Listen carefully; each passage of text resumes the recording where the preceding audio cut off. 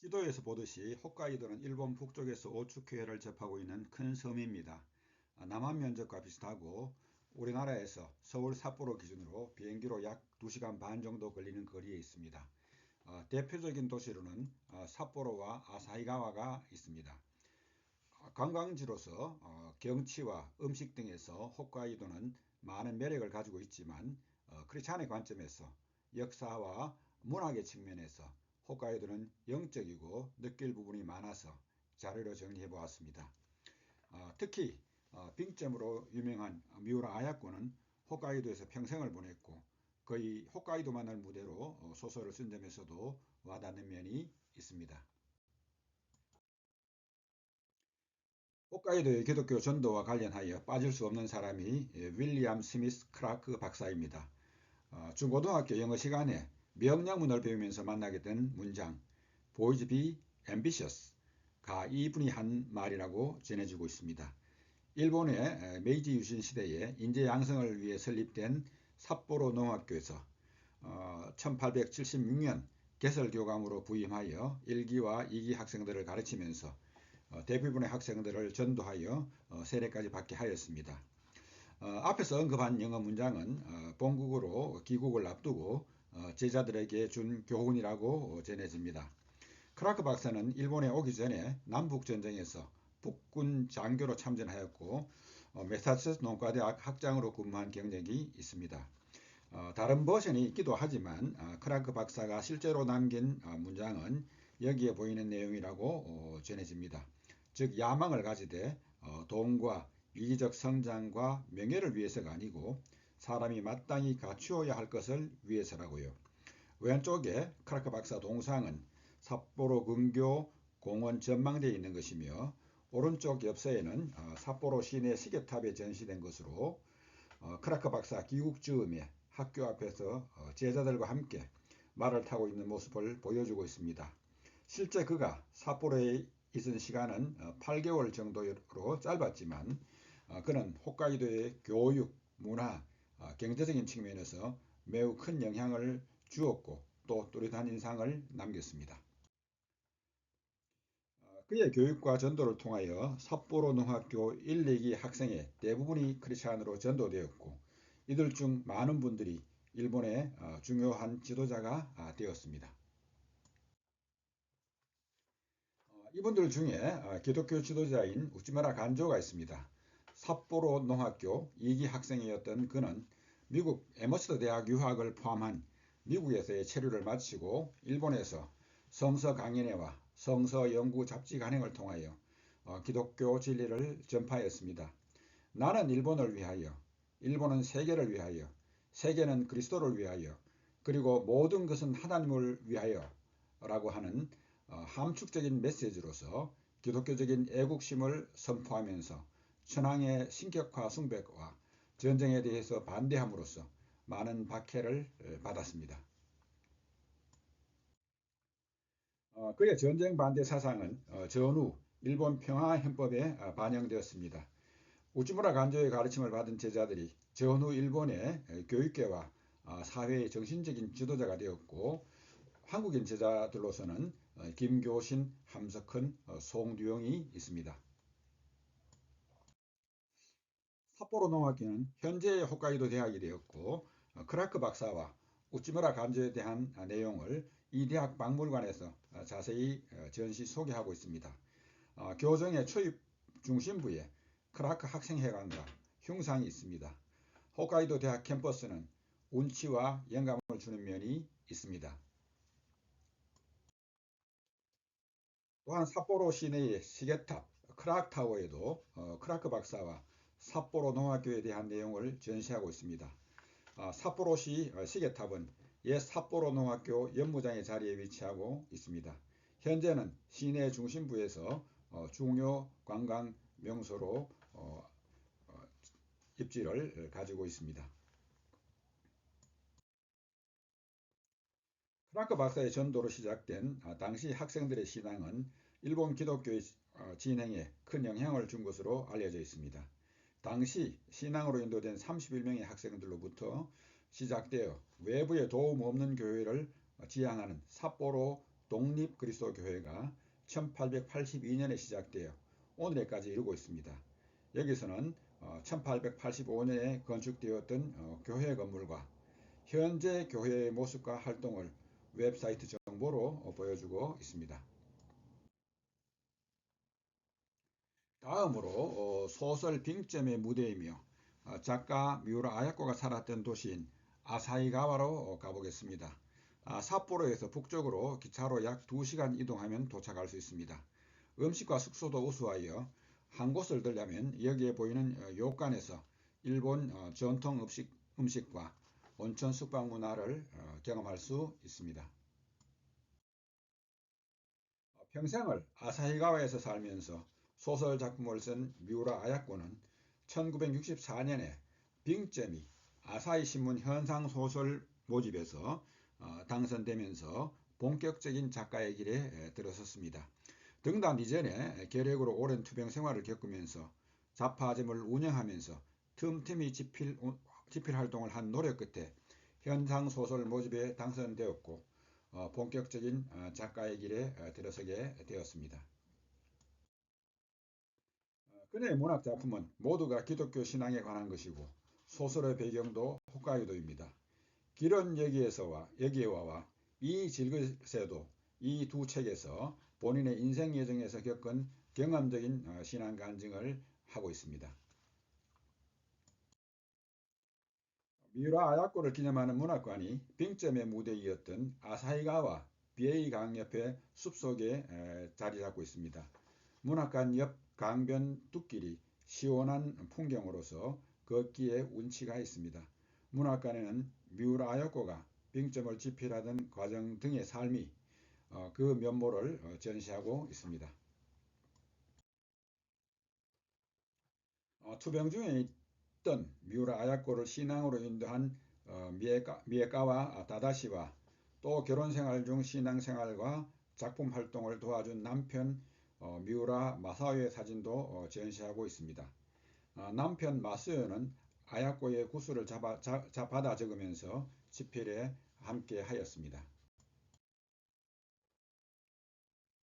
문학관에서 소개된 미우라 아야코의 작품 중에서 강조된 것 중에 하나로서 시오카리 고개라는 작품이 있습니다.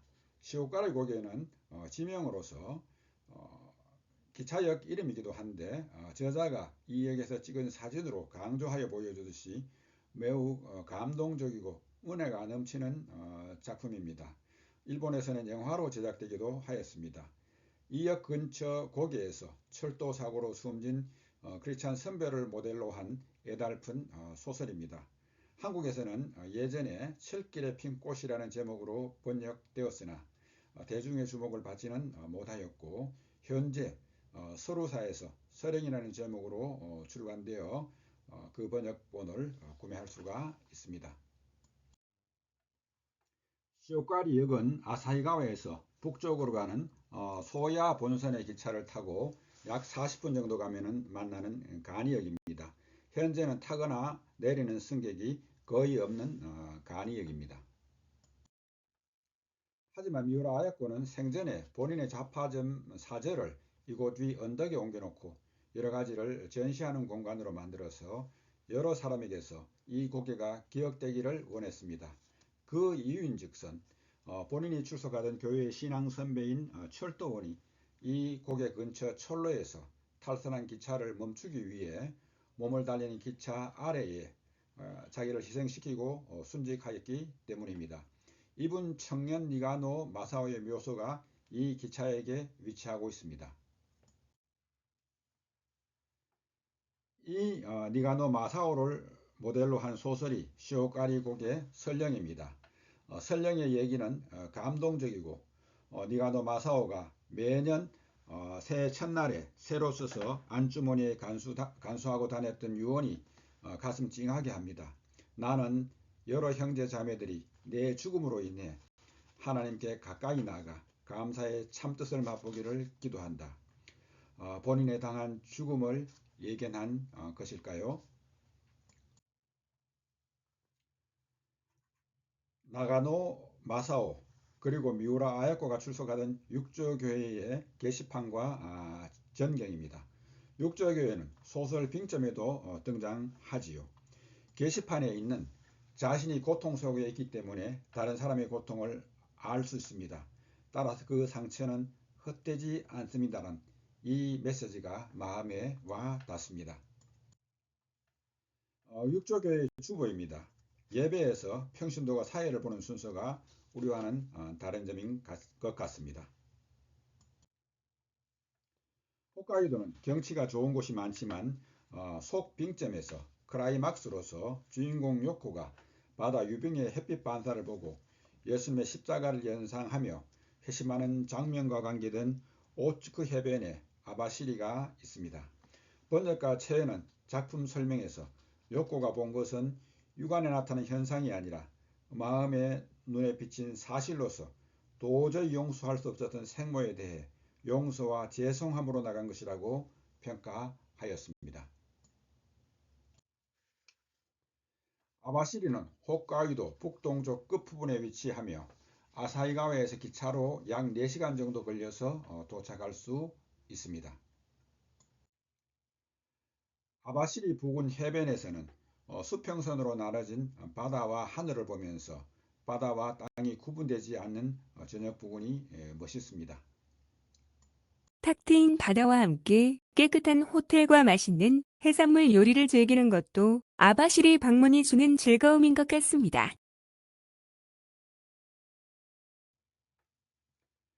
아바시리 근처의 작은 도시인 키타미에서도 기독교 선교의 발자취를 볼 수 있습니다.